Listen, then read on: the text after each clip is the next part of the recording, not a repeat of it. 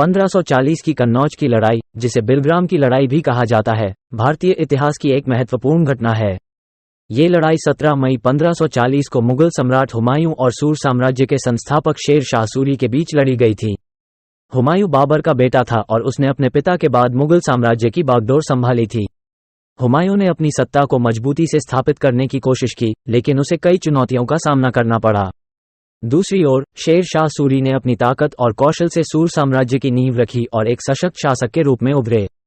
कन्नौज की लड़ाई का मुख्य कारण दोनों शासकों के बीच सत्ता संघर्ष था। शेर शाह सूरी ने पहले भी हुमायूं को पराजित किया था, लेकिन हुमायूं ने फिर से अपनी सेना संगठित करके शेर शाह सूरी का सामना करने का निर्णय लिया। हुमायूं और शेर शाह सूरी की सेनाएं कन्नौज के मैदान में आमने सामने आईं। इस लड़ाई में शेर शाह सूरी ने अपनी सैन्य कुशलता और रणनीति से हुमायूं की सेना को बुरी तरह पराजित किया।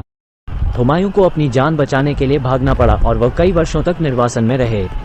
शेर शाह सूरी ने इस विजय के बाद दिल्ली और आगरा पर कब्जा कर लिया और अपने साम्राज्य को और भी विस्तृत किया।